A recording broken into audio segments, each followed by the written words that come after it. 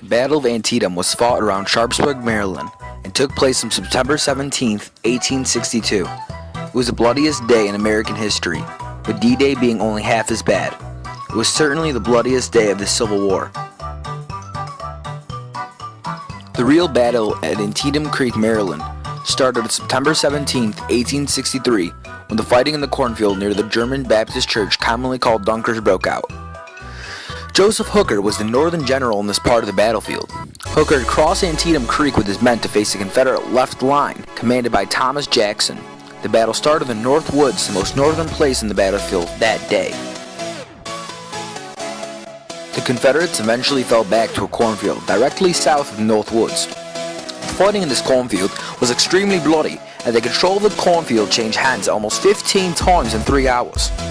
Hooker later said, "Every stalk of corn in the northern and greater part of the field was cut as closely as could have been done with a knife, and the slain lay in rows precisely as they had stood in their ranks a few moments before. It was never to my dismay to witness a more bloody, dismal battle." Eventually, after much fighting, Union General Sedgwick decided to make a charge against the Confederate line through the cornfield. He, however, charged right into a trap that Jackson had made. The trap was a crossfire. Jackson arranged his men into a C-shaped line. Sedgwick's men charged right into the middle of the C. It was a heartbreaking loss for the Union. The Confederate crossfire, in just in half an hour, cost the Union almost 2,200 men.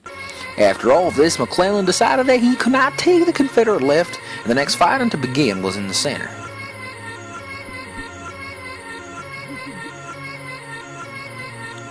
The Confederates in the center of the battlefield, commanded by General D.H. Hill, were in a natural sunken road that were to hold at all costs. Colonel B. Gordon said to Lee, "These men are going to stay here, General, till the sun goes down or victory is won." They fired from this sunken road at the oncoming Northern generals, French and Richardson's men of General Sumner's corps. 5 times the Union line retreated, but each time they came back. For some unknown reason, the right of the Confederate line eventually faltered and collapsed. Union General Richardson took advantage of this opportunity and entered the Confederate right. He charged through the sunken road, killing everybody in his path, forming a Union crossfire. The Union broke through the middle of the Confederate line, but McClellan was too cautious even though he had massed artillery and infantry organized to attack. Desperately, Lee finally sent his last reserves, other than General Harrison, to drive back the Union men from the center of the Confederate line. If McClellan had been more aggressive, he would have cracked the Confederate army in half. Just in his nature, like he had done numerous times before, he became defensive and halted his advance, thus ending the fighting at the place now called Bloody Lane. At this point, heavy fighting began at the lower bridge over Antietam Creek at the southern part of the battlefield. The Union general of this part of the battlefield was General Ambrose Burnside, and the Confederate general was Robert Toombs.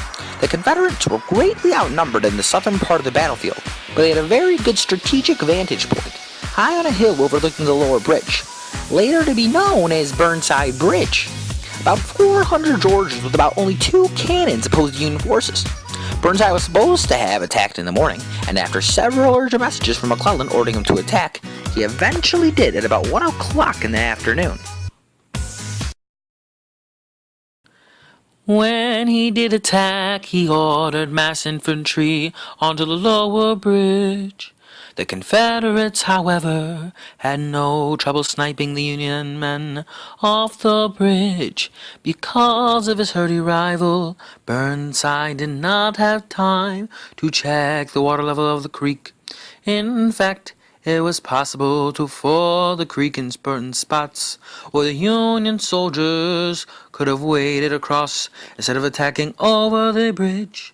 Attack after attack on the bridge lost 500 Union men alone. Finally, when Union forces started to scout upstream and downstream, they found two places where they could ford, one upstream and one downstream. After they had forded artillery and infantry over to the Confederate side of the Antietam Creek, the Union pounded the flanks of the Georgians, enabling successful charges across the lower bridge. Burnside's men then pushed the Georgians back toward Sharpsburg. Booyah!